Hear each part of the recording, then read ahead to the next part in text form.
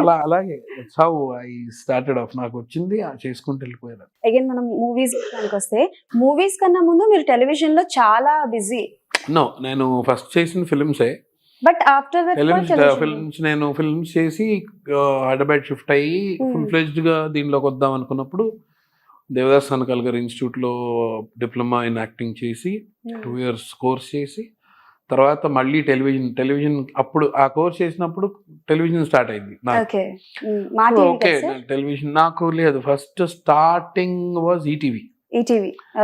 నేను first starting చేసిన film Usha Kiran మూవీసే, మౌన పోరాటం. నెక్స్ట్ ఇమ్మీడియట్ గా ఇక్కడికి వచ్చిన తర్వాత వెంటనే ఫస్ట్ స్టార్ట్ చేసింది కూడా ఉషా కిరణ్ మూవీస్, ఈటీవీ. అది భాగవతం. అది మళ్ళీ బాపు గారు, పెద్ద డైరెక్టర్ బాపు గారు, లెజెండరీ బాపు గారు. అసలు మీరు చాలా బ్లెస్డ్ అండి. స్టార్టింగ్ మూవీస్ కూడా పెద్ద డైరెక్టరే, అండ్ మనం టీవీస్ లో చూసుకున్నా కూడా పెద్ద డైరెక్టర్స్ చేతుల్లోనే పడ్డారు. I think that's why you are very blessed maybe.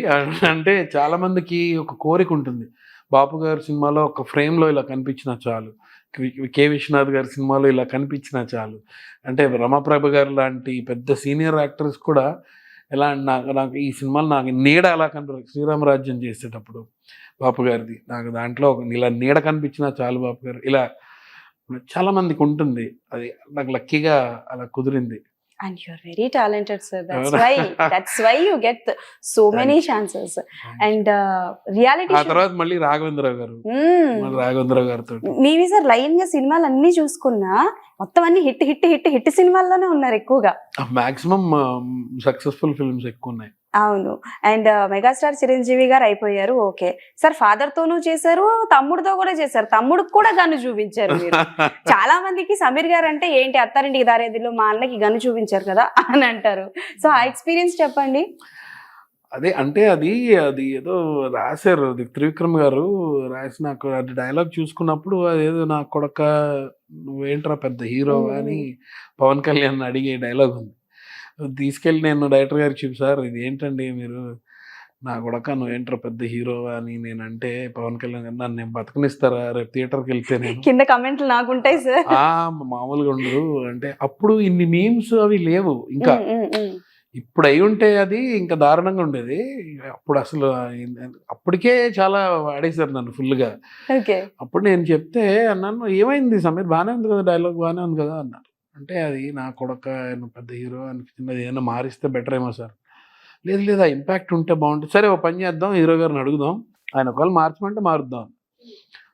ఆయన చదివి ఏమైంది బాగానే ఉందిగా, దీనిలో ఆయన చెప్పిన తర్వాత ఇంకా ఫినిష్, ఇంకా టిక్ మార్క్, ఇంకా అదే చెప్పాల్సి వచ్చింది. అప్పటిదాకా ఆయన లేకుండా అసిస్టెంట్ డైరెక్టర్ ఎవరో నించున్నారు, ఆయన్ని చూసి చెప్పాను, రిహార్సల్ చేశాం, హీరో గారిని పిలవండి అన్నారు. హీరో గారు ఆయన వచ్చి నించిన తర్వాత ఎన్ని టేక్స్ తీసుకున్నారండి? 4-5 టేక్స్ అయింది. నాకు జనరల్ గా సెకండ్ టేక్ దాటితేనే నాకు షూరింగ్ స్టార్ట్ అయిపోతుంది. 1 or 2 మాక్సిమం. సెకండ్ దాటిందంటే ఇంకా నాకు ఇదేంటి కమాన్ రెడీ కమాన్ అనిపిస్తుంది. ఎందుకు నాకు టేక్స్ అవుతున్నాయంటే నాకు కళ్ళల్లోకి చూసి నాకు యాక్ట్ చేయడం అలవాటు. నాకు అటు ఇటు చీటింగ్లో లుక్ చెప్పి చేయడం నాకు అలవాట్లేదు. ఆయన కళ్ళల్లోకి చూసి కన్నెత్తి నేను చెప్తుంటే ఆయన చిన్న స్మైల్ ఇస్తున్నాను. తర్వాత దగ్గరికి వెళ్ళి బతిమలాడాను. నా దగ్గర ఒక ఫోటో కూడా ఉంది, బతిమలాడని ఫోటో నేను చూపిస్తాను మీకు. ప్లీజ్ అండి, నాకు రావట్లేదు, మీరు నవ్వితే రావట్లేదు, ఆ ఫోటో చూపిస్తాను, మీరు దీనిలోనే చూపించచ్చు జనాలకు కావాలంటే. నేను బతిమలాడుతున్న ఫోటో. ఆ తర్వాత ఏకమని లేదు సమీర్ నవ్వలేదు సార్, చూడలేదు, పక్కన టక్కన అయిపోయింది. ఆయన మీరు వెళ్ళి రిక్వెస్ట్ చేస్తే కానీ ఆయన షాట్ చేయలేదు. So power star Pawan Kalyan గారి ఫ్యాన్ బేస్ గురించి వేరేగా చెప్పాల్సిన అవసరమే లేదు. అండ్ మీరు ఇండస్ట్రీలో ఉన్నారు కాబట్టి I just want to know your opinion about this.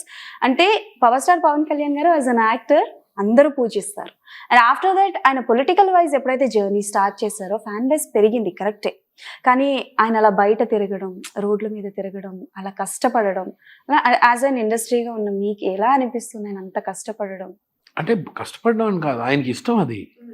ఆయన ఊరికే ఏదో పదవి ఇది సాధించాలి ఇది అది కాదు పాయింట్. ఆయనకి చాలా ఇష్టం, అది ఆయనకి చాలా ఇష్టం అంతే.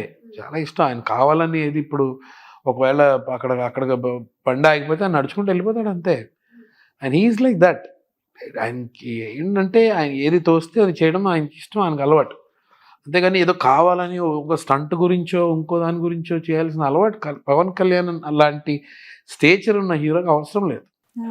అంటే పవర్ స్టార్ పవన్ కళ్యాణ్ గారు ఆన్ సెట్స్ షూట్స్ లో వీటిలో జోవియల్ గా ఉంటారు, కరెక్టే.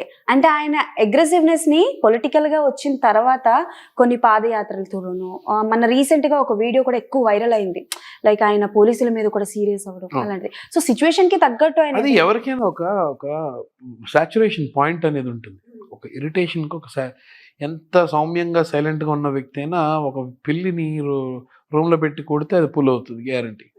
సో అలా ఇరిటేషన్ పెరిగిపోతే వీళ్ళు చేసే ఇవి పెరిగిపోతుంటే దానికి ఇరిటేట్ అయ్యి మేబీ ఆయన ఇదయ్యారు. పర్సనల్ గా ఎలా ఉంటారు ఆయన ఆన్ సెట్స్ లో కావచ్చు, అంటే లైక్ కో ఆర్టిస్టులతో? చాలా సైలెంట్ గా ఉంటారు. ఏదో బుక్ చదువుకుంటూ లేకపోతే ఎవరు బాగా తెలిసిన వాళ్ళతో ఏదో మాట్లాడుతూ దూరంగా కూర్చుని కొంచెం రిజర్వ్డ్ గానే ఉంటారు ఆయన. చిరంజీవి గారు వాళ్ళు ఎంత కలిసిపోయి అలా ఉండరు, కొంచెం సైలెంట్ గానే ఉంటారు. బాగా క్లోజ్ ఉన్న వ్యక్తులు ఎవరు ఉన్నారంటే సరదా కూర్చుని జోకులు వేయడం అవి అన్నీ ఉంటాయి మళ్ళీ, కాకపోతే నాట్ మచ్. ఇప్పుడు రామ్ చరణ్ కూడా ఏంటంటే కొంచెం వాళ్ళ బాబాయ్ లాగా పవన్ కళ్యాణ్ గారి లాగా కొంచెం రిజర్వ్డ్ అంటారు రామ్ చరణ్. బన్నీ మళ్ళీ అలా కాదు, బన్నీ అసలు ఫుల్ దూకుడు, ఫుల్ అక్కడ ఇక్కడ జోవియల్ గా ఉంటాడు. Charan is also like that, but some times he keeps himself isolated. తన కాన్సన్ట్రేషన్ దాని మీద ఉంటాడు. ఐ థింక్ బ్రూస్ లీ చేశారు కదా సార్ రామ్ చరణ్ గారితో? మగధీరం అయిపోయిందండి. ఉంది సార్, ఇక్కడ చెప్తున్నా, మీరు నన్ను ఇంత భయపెడుతున్నారు. సో స్టార్టింగ్ ఆయన ఫస్ట్ ప్రాజెక్ట్ నుంచి కూడా ఉన్నారు కదా, సో ఆయనతో ఎక్స్పీరియన్స్ చెప్పండి. అప్పటి రామ్ చరణ్ గారికి ఇప్పుడు మేము చూస్తున్న రామ్ చరణ్ గారికి ఏమైనా డిఫరెన్స్? ఆస్కర్